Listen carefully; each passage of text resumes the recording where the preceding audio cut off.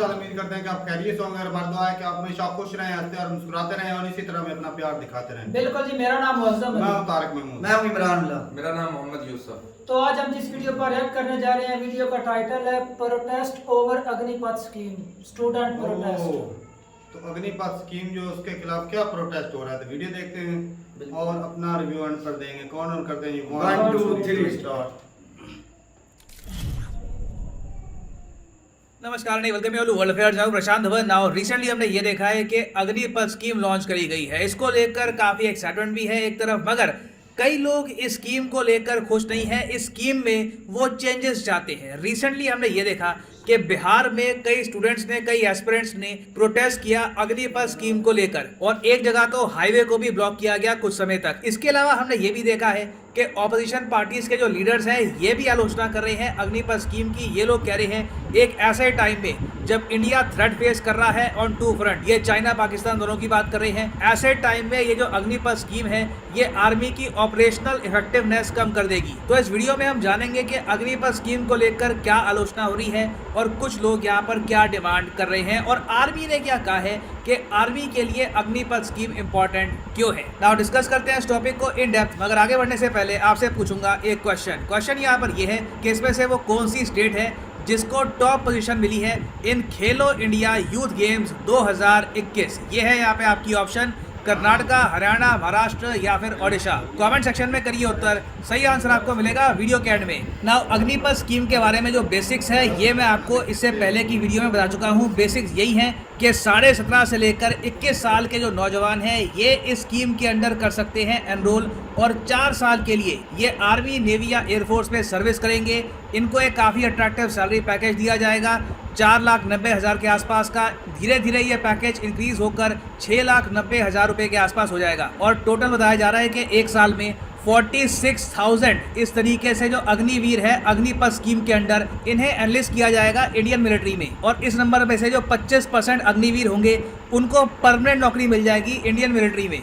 और भारतीय सेना के जो वाइस चीफ है, जब इनसे पूछा गया कि अग्निपथ स्कीम से भारतीय सेना को फ़ायदा कैसे होगा, तो इन्होंने जवाब दिया है कि हमारा फोकस है कि आर्मी की जो एवरेज एज है ये कम हो जाए। अभी के लिए इन्होंने बताया कि जो एवरेज एज है आर्मी में ये 32 से 33 साल की है। अगर हम अग्निपथ स्कीम को 8 से 10 साल तक लगातार रोटेशन बेसिस पर लाते रहे तो आराम से जो एवरेज एज है ये कम होकर 26 के आसपास आ जाएगी। और इन्होंने यहाँ पर ये भी कहा है कि इससे भारतीय सेना और ज़रा फिट हो जाएगी, और आने वाले 180 दिन में ही आप देखोगे कि बहुत सी रिक्रूटमेंट्स की जाएगी अग्निपथ स्कीम के अंडर। ना दूसरी तरफ हम देखें तो जो प्रोटेस्ट हो रहा है स्कीम के अगेंस्ट, वहां पर लोग कह रहे हैं कि जो ये 25% वाला सिस्टम है ये खराब है। अगर मान लो टोटल अग्निवीर होते हैं 45,000 युवक मिलिट्री को ज्वाइन करते हैं, तो एटलीस्ट 50% रिटेंशन होनी चाहिए। 50% जो यहाँ पर युवक हैं इनको मिलनी चाहिए परमानेंट नौकरी। 25% का परसेंटेज बहुत ज़्यादा कम है। उसके अलावा कई लोग यहाँ पर ये भी कह रहे हैं कि अगर आर्मी को एवरेज एज कम भी करनी है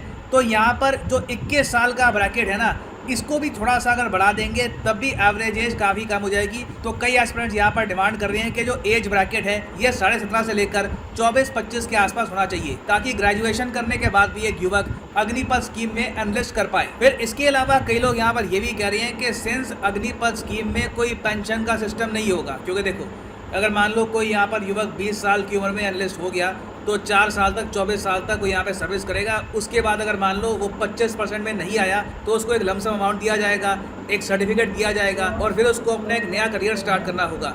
तो इस केस में लोग यहाँ पर कह रहे हैं कि जो ये 4 साल का सर्विस पीरियड है ये बहुत कम है। एटलीस्ट सर्विस पीरियड यहाँ पर होना चाहिए 7 साल का, ताकि वो युवक कुछ अर्न भी कर पाए, और जब उसको वो लमसम अमाउंट मिलेगा आर्मी से रिटायर होने के बाद तो वो लमसम अमाउंट एटलीस्ट 35 लाख के आसपास होना चाहिए। ये कई लोग डिमांड कर रहे हैं। और इस सब के बियॉन्ड आप अगर देखें तो कई लोग इस स्कीम की आलोचना भी कर रहे हैं, ये कहकर बहुत सारे यंगस्टर्स सिर्फ कुछ ही समय के लिए अगर आर्मी को ज्वाइन करेंगे इससे आर्मी की इफेक्टिवनेस में फ़र्क आएगा। फिर फाइनली कई लोग अग्निपथ स्कीम की आलोचना इस बात को लेकर भी कर रहे हैं कि भारत सरकार का मेन ऑब्जेक्टिव ये है कि इंडिया का जो डिफेंस बजट है यहाँ पर पेंशन और सैलरी पे जो खर्चा जाता है ये धीरे धीरे कम किया जाए। अभी आप अगर देखो इंडिया का जो डिफेंस बजट है 2022-23 का, ये 5,25,000 करोड़ रुपए का है पूरा डिफेंस बजट। इसमें से आप अगर देखो तो 1,20,000 रुपीज़ तो सिर्फ पेंशन का ही है, सैलरी का अलग है। सिर्फ पेंशन के हम 1,20,000 करोड़ देते हैं। तो कहीं ना कहीं सरकार यहाँ पर फोकस करना चाहती है कि पेंशन सैलरी कम की जाए, मैन पावर कम हो, ताकि हम ज़रा बेहतर इक्विपमेंट परचेज कर पाए मिलिट्री के लिए। ये ऑफ कोर्स कई लोगों का आरोप है, मगर सरकार ने अभी तक ये भी नहीं कहा कि अग्निपथ स्कीम के बाद जो डायरेक्ट रिक्रूटमेंट होती है एग्ज़ाम से, ये कम हो जाएगी या फिर ये बंद हो जाएगी। तो I think best case scenario यहाँ पर ये होना चाहिए, सरकार अगर यहाँ पर ये क्लैरिफाई कर दे कि लगातार जो रिक्रूटमेंट होती है एग्ज़ाम के थ्रू, जहाँ पे परमानेंट जॉब मिलती है, वो अपनी जगह बनी रहेगी। अग्निपथ स्कीम साथ में एक एडिशनल कंपोनेंट है, जिससे समाज में भी बहुत सारे डिसिप्लिन युवक पहुंचेंगे। क्योंकि आप सोच कर देखिए, अगर एक नौजवान 21 साल की एज में अग्निपथ स्कीम के अंडर एनरोल हो गया, तो जब वो 25 साल की एज में वापस सोसाइटी में वापस जाएगा, तो वो काफ़ी डिसिप्लिन होगा, वेल मैनर्ड होगा, और साथ ही साथ उसके पास कुछ फंड्स भी होंगे अपना बिजनेस स्टार्ट करने के लिए। तो यहाँ पे अगेन मैं आपसे पूछूंगा, आपके हिसाब से ये स्कीम जो है, इसको हम इम्प्रूव कैसे कर सकते हैं? अपने सजेशंस लिखिएगा कमेंट सेक्शन में, क्योंकि मैं आपको ये बता दूँ, भारत की सिक्योरिटी पर अग्निपथ स्कीम का एक मैसिव इम्पैक्ट आने वाला है। ना सिर्फ सिक्योरिटी पर, एक्चुअली इंडियन सोसाइटी पर भी आप अगर देखो तो इससे काफ़ी बड़ा इम्पैक्ट आएगा। तो लिखिएगा अपने सजेशंस कमेंट सेक्शन में, मैं जानना चाहूँगा आपके थॉट्स। ना वापस आते हैं अपने क्वेश्चन की तरफ कि recently which state has clinched the top position in the Khelo India youth games 2021? तो सही उत्तर इसका है ऑप्शन बी, हरियाणा। हरियाणा ने सबसे ज़्यादा यहाँ पर मेडल जीते हैं, और यहाँ पर आप देख पाओगे आर्टिकल है, Haryana is ultimate Khelo India champion. Total medal tally में जीते हरियाणा ने 52 गोल्ड। सेकंड नंबर पे है महाराष्ट्र, जिसने जीते हैं 45 गोल्ड। बहुत इंपॉर्टेंट है एग्जाम पर्सपेक्टिव से, make sure to remember this. और हाँ, आज आखिरी दिन है, आज रात 12 बजे अनअकैडमी का जो स्पेशल ऑफर चल रहा है, जिसमें आप कोई भी कोर्स लो, 1 साल का कोर्स लोगे, अपने आप 1.5 साल का बन जाएगा। ये जो ऑफर है ख़त्म हो जाएगा आज रात 12 बजे। तो आप किसी भी एग्ज़ाम की तैयारी कर रहे हैं, चाहे UPSC, SSC, bank, NEET, IIT, JEE, आप परचेज कर सकते हैं the course of your choice. For example let say आप प्रिपेयर कर रहे हैं फॉर यूपीएससी पे क्लिक किया आपने, यहाँ पर ये लिंक आपके सामने खुल जाएगा। और अगर यहाँ पे आप लेते हैं कोर्स 18 महीने, 12 महीने, उससे ज़्यादा का, तो अपने आप आपको 6 महीने एक्स्ट्रा मिलेंगे। 1 साल का कोर्स अपने आप 1.5 साल का बन जाएगा। और जो प्राइसेस यहाँ पर लिखे हैं, ये भी पे करने की आवश्यकता नहीं है। सिंपली यहाँ पर कोड यूज़ करिए PD10 और प्राइसेस गिरना यहाँ पर शुरू हो जाएंगे। The prices will just start falling. So use the code PD10 and save money. याद रखिएगा, आज रात 12 बजे ये ऑफर खत्म हो जाएगा, 6 महीने वाला। सो इसी नोट के साथ ये है वीडियो का। Thank you for listening and as always God bless you all.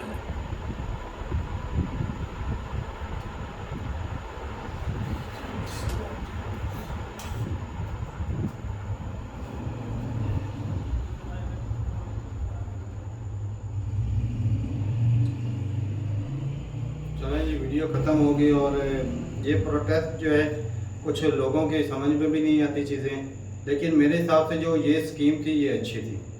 हो सकता है इसमें कुछ खामियां हो, वो गवर्नमेंट को भी चाहिए कि आगे पीछे करके लोगों की भी ज़रूरियत के हिसाब से थोड़ा सा एडजस्ट कर लें। भाई बजट को भी मद्देनजर रखते हुए उन्होंने की, जो बोलते हैं ना, सैलरी बढ़ा दी लेकिन जाए, ये स्कीम जो थी, लेकिन इसमें सोच जो थी वो बहुत बढ़िया थी भाई।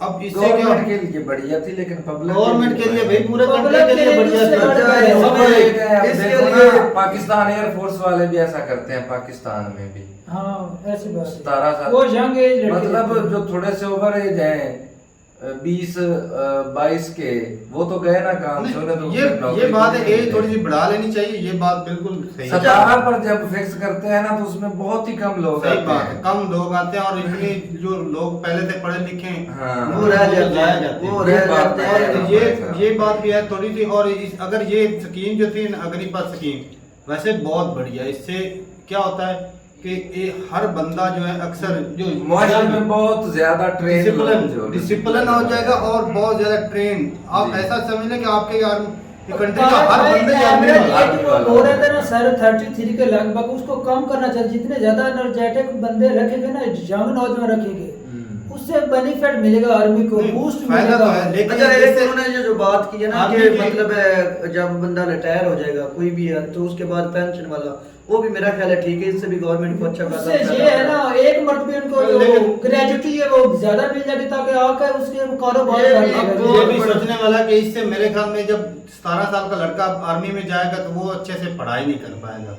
तो जो हाँ। इतने नहीं, साथ साथ में बढ़ाते भी हैं। यार उस हिसाब से बंदा नौकरी करे या पढ़े, आप बंदा तो- ट्रेनिंग हासिल नहीं। करे, मतलब उतना नहीं हो सकता है जो एक और भाई नॉर्मल मुकाबले बंदा के इम्तिहान होते रहते हैं, और उससे भाई वो होते कर सकता है, हैं, चांस से पाकिस्तान होते में हैं। भी एक ऐसा बंदा होता वेला होता है, है, पढ़ने के लिए पाकिस्तान सिर्फ में होता है ऐसा 24 घंटे, उसको सिर्फ काम है पढ़ने का। हाँ, और एक तो बंदे पढ़ता ने है। ट्रेनिंग करनी है, ट्रेनिंग तारक भाई करनी है। करता रहे, इसको पता है ट्रेनिंग मैं कितनी खेलता मुश्किल रहा होती भाई, है। और आर्मी की ट्रेनिंग तो उससे भी सख्त होती है। हाँ जी। आर्मी की- मैं लेकिन जो दौड़ना खाते था- पीते घराने के होते हैं ना, वो इतने ज्यादा नहीं जाते आसानी से, लेकिन जो गरीब होते हैं ना, फैमिली को, अपनी फैमिली को सपोर्ट करने के उनके लिए अच्छा मौका है, डबल वो जा मेहनत सकते करनी हैं। पड़ेगी आगे पढ़ने के लिए। और बाकी वैसे तारक भाई, ये जब भी- हम इधर वेले होते हैं ना तो नहीं पढ़ते, बैठ जाकर काम भी करते हैं, पढ़ते भी हैं। ये तो यार, इंसान पे क्या डिपेंड करें, करता है, ये सेटल तो सब कुछ करता है, लेकिन बाकी अपने होती है कंट्री को support करने ये के लिए काबिलियत पे होता है सारा यार, कुछ, काबिलियत पे लेकिन डिपेंड करता है भाई यहाँ जो पर जो मुआवजा हो रहा है कि एक आम बंदे और एक जो नौकरी वाला बंदा, नौकरी उसको वाला पढ़ने बंदा, में पढ़ने प्रॉब्लम दुश्वारी तो होती है। पैदा होती है ना। हम यार, ये और बात बाकी कर रहे भाई हैं। उसका फ्यूचर अगर ये 4 साल तक रखते हैं तो जो जितनी महंगाई हो चुकी है वो 10-11 लाख से वो तो कोई बिजनेस भी नहीं कर सकता सही हाँ से। जी। अच्छा 4 साल के बाद लेकिन ये इतनी इतनी बेरोजगारी है, बहुत कम है जितनी भाई बेरोजगारी है उस हिसाब से देखा जाए तो जितने लोग पढ़ते हैं सबको गवर्नमेंट नौकरी वो तो ट्रेंड लोग, तारक भाई उनको मिल जाएंगे जब 4 साल का मुद्दत खत्म होगी, तब उनको 25% या 50% जो वो परमानेंट उनको रख लिया जाएगा नौकरी के अंदर। बाकियों को हो सकता है आगे पीछे किसी और जगह और पर शोबे में मिल उसको जाए। एक बंदा आर्मी नहीं, का आर्मी का ट्रेन उसको कहीं ना कहीं जगह मिल जाती है नौकरी से। भाई, मिल बात है। जाती है। यार, वो फिर वो नए सिरे से जिंदगी एक नए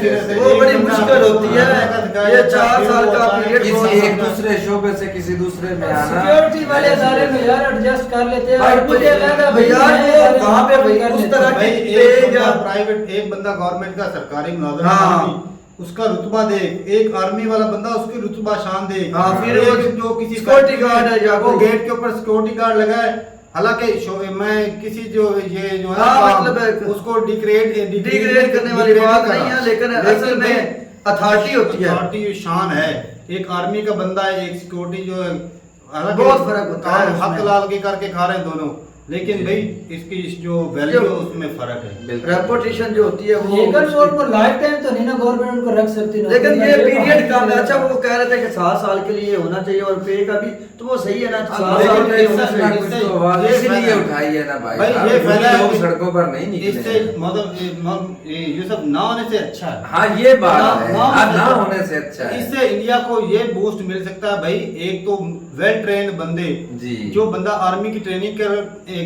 करी हो, अगर कल को आर्मी की जरूरत पड़ती है अचानक से, हाँ, तो पहले वो- से ट्रेन हाँ, बंदे trained बंदे हैं, वो बिल्कुल, कॉल ये करके फायदा बुला है। सकते लेकिन हैं। मेरा ख्याल है और इस तरह इसमें चाइना के ना- साथ चल रही है। जी, जी। और मेरे ख्याल में भाई अक्सर जो बड़े कंट्री रशिया भी करता है, हाँ, हाँ। ये किसी के ऊपर पाबंदी नहीं लगा रहे। सही। जो जो अक्सर जो मर्जी आ जाए। चाइना भी मेरे ख्याल में ऐसा करता है कि कुछ ना कुछ अरसा हर बंदा आर्मी में जरूर काम करता है। सही। 2 साल 4 साल जितना भी करे वो काम करवाते हैं। पता नहीं ये चाइना करवाता है या कोई एक कंट्री को करवाता है। अच्छा तारक भाई, मेरा वो तो तो ख्याल है- जबरदस्ती पकड़ देते मेरा हैं। ख्याल है अब इसमें ये ना- तो चलो कह रहे हैं मर्जी से। इसमें रेशो कम होगी लोगों की, मतलब है 4 साल का पीरियड बहुत कम है। साफ सारा लेकिन- लेकिन एज में भी तो फर्क पड़ेगा ना। 4 साल के लेकिन बाद वो उधर कहीं में और जॉब पे सैलरी भी अगर बहुत अप्लाई ज्यादा करता है दे तो रहे हैं। पेंशन अगर नहीं दिया ना, हाँ, सैलरी बहुत ज्यादा दे सैलरी रहे भी हैं। है। सैलरी का तो सही है, लेकिन 4 साल के बाद वो जाएगा कहाँ पे, ये तो उसके लिए वो भाई मुश्किल होगी। 11-12 लाख रुपया देंगे। वो कह रहे उससे हैं कोई कारोबार प्रोटेस्ट नहीं। इसलिए रखा है 40 से 30-35 लाख 35 हो। लाख। हाँ, इतने से कोई अच्छा खासा बंदा कारोबार कर सकता हाँ। है। अगर शादी करनी हो तो भाई 10-12 लाख को भी शादी में ऐसे उड़ जाता है। हाँ, तो साफ से आर्मी का बंदा है, गाड़ी इसको शादी तो करनी है। हाँ। 4 साल चलो लगा लेगा आर्मी में, बाद में शादी करेगा, इतना वो सारा उधर लग वो जाएगा। सिर्फ शादी में लग लग जाएगा। जाएगा। 10-12 लाख तो भाई ऐसे उड़ जाता है शादी बंदा। अच्छा तारक भाई, आर्मी के अंदर इनकी जो मुद्दत होती है वो कितनी है? हमारे यहाँ तो तकरीबन 18 साल है। वो बता तो रहे हैं, इसमें सिर्फ क्या है, नहीं, ये तो ये स्पेशल है ना, स्पेशल है, बाकी परमानेंट बाकी तो नहीं। उनकी भी मेरा ख्याल है क्योंकि वो यंग जो होता है ना, एनर्जेटिक बंदे नहीं, वो तो उनकी भी कर्नल होते यार हैं। वो तो होते हैं ना, वो एक्सपर्ट होते हैं इसलिए उनको रखते ये हैं। जो नॉर्मल सिपाही भी होता है, नॉर्मल जो हाँ, सिपाही होता है वो भी मेरा ख्याल है 16-18 साल का उधर भी होगा। एक ही चीज होती नहीं, है। 18 साल तक ना मुद्दत जो है, हमारा मामू 40 मेरे ख्याल में 40 साल होगी, नहीं। 35 साल होगी तकरीबन। नहीं जो मुलाजमत की मुद्दत है मेरे हिसाब में 18 से 20 साल से ज्यादा नहीं होगी, क्योंकि आर्मी के अंदर मतलब एज उसकी एज उतनी हो जाती है, हाँ, एज 35 से 40 हो जाती है, वैसे मुद्दत 18 साल ही होती है, 18 से 20 और साल। जरूर बताइएगा भाई, और इसमें जो खामियां हैं हमें ये अच्छा, ये स्कीम अच्छी थी, हाँ, बिल्कुल। लेकिन अगर ये जो पेंशन का कर रहे हैं ना प्रोटेस्ट और एज का, ये गवर्नमेंट को भी सोचना चाहिए कि जो इतने पढ़े लिखे लोग हैं, सही बात साथ है। साथ थोड़ी एक- सी लिमिट चलो, बढ़ा दें, थोड़ी सी फिजिकली स्ट्रांग हो सकते हैं, यंग जो लड़के होते हैं फिजिकली स्ट्रांग हो सकते हैं, लेकिन जो 20-25 साल का जो माली तौर पे ग्रेजुएट बंदा है उसके जेहन में उसकी और उम्र छोटे ज्यादा हो बच्चे जाती में है। काफी फर्क होता है, बिल्कुल जी बिल्कुल। और उसकी सोच सोच में भी फर्क होता है, वो ज्यादा बेहतर काम कर सकता है। सही बात और है। 25 साल का एज का इतना ज्यादा नहीं होती, वो भी यंग ही होते हैं, वो बूढ़े नहीं हो जाते हैं। अच्छी बात है, बिल्कुल। तो ठीक है, अपनी राय जरूर बताइएगा कमेंट सेक्शन में कि अब इसका जो क्या हल निकलेगा। मिलते हैं नई वीडियो के साथ, तब तक के लिए इजाजत दें। अल्लाह हाफिज़।